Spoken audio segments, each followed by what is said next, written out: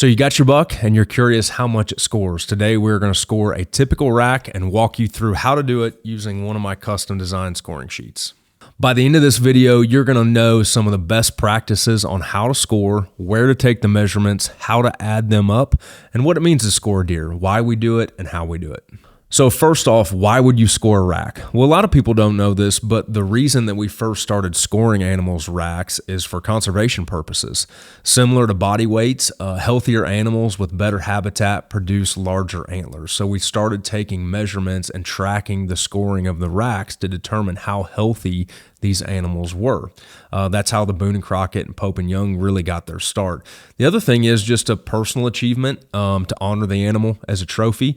You know, a lot of people want to target bigger, more mature animals each and every year. The nature of hunting and bow hunting in particular is taking on new challenges and doing more as you grow and mature as a hunter. And so tracking the score of the antlers is one way that we do that. The two most common scoring systems are Boone Crockett and Pope and Young. Boone Crockett allows any animal entered. Pope and Young is archery only. And just one important note, my scoring sheet is helpful for all of the basics and it'll help walk you through, and it shows art on how and where to measure. But if you want your animal recorded in one of these trophy books, you have got to get it measured by an official Boone Crockett or Pope and Young scorer. So to start with, you're going to need a few basic tools. The first being something to measure with. You can use a flexible, like a seamstress tape you would get measured for. You can also use one of these cables that we have here and measure that against a straight up tape measure. You will need a pen and paper and a calculator unless you're a math wizard. So the first measurement we're going to take is the inside spread. That is a measure of the width between the main beams, and it's got to be taken at an angle perpendicular to the skull. So you can't cheat it left or right. Got to be perpendicular to skull between the beams. This is the easiest measurement of all to take. So step number 2 is to measure the left and right main beam. This is the main beam on a whitetail. And what you're going to do is start down here on the back side where the burrs are. And one tip that I've always found helpful is, especially on deer that have some darker racks, you can find the grain of an antler and follow it all the way up the back side and make sure that you're staying on track as you measure that antler. So step number 3 is to measure the tines. Now you want to make sure that you're measuring the beam, the tines, the abnormals, etc. for the right antler and the left antler, because that's going to come into play later. You want to measure the tines on the outside edge, and you want to find where they leave the main beam. Right here you can see I've got a pencil mark where this tine leaves the main beam.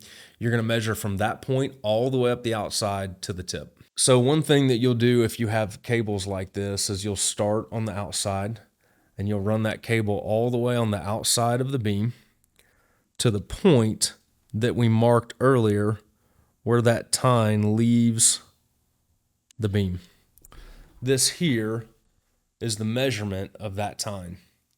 So you'll take your cord, if you're measuring with a cord here, and put that on your tape.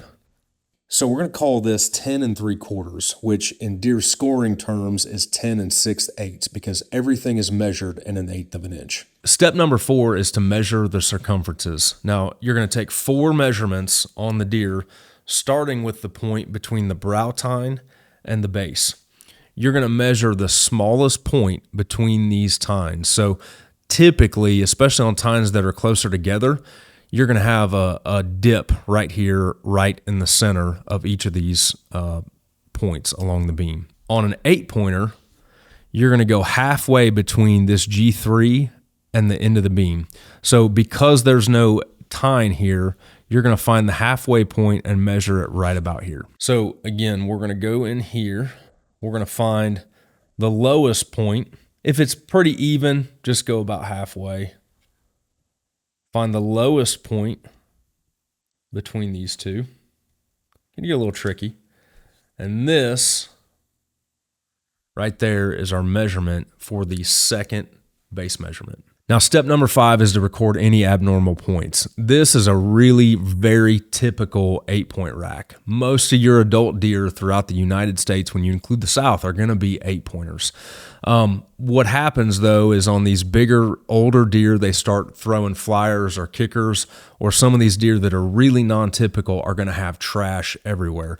regardless of how you score them as a typical or non-typical, you're always going to record the main standard frame, and then you're going to record the non-typical points in a separate category afterwards.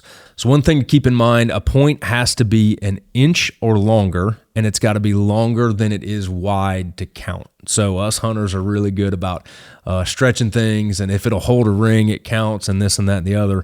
But the books are only going to recognize a point that is an inch or longer. To keep that in mind on deer that have a lot of trash when you're measuring those extra points. So the biggest difference between a typical score and a non-typical score is you score the main frame of the deer and take the deductions off, but then on a non-typical, you add those abnormal points to the score. On a typical, they're deductions. So what I've done here on this scoring sheet is try to keep it really simple, really basic, and show you how to do those deductions, where to put the numbers in, and it'll sort of calculate it for you. It can get a little tricky and a little hairy, and if you have a big deer with a lot of abnormal points or kind of some unique stuff going on, I'd highly recommend you contact a Boone Crockett score or Pope and Young score to get the official score, especially if you want to put it in the record books. But for a really basic general idea, this is a good one, and it's got some illustrations on how to walk you through each part of that. So there you have it. That is how to score your whitetail deer rack. And again, the thrill of the hunt and the enjoyment of it is never determined by a deer score, but this is another really cool way and an aspect of deer hunting that you can really enjoy. And it's kind of a cool thing to do after you harvest a buck. Remember, all of this art and info is from my scoring and field judging print, available only at ryankirby.com. And these free scoring sheets come with it. If you want a black and white version, click the link below and download yours today. Best of luck this season.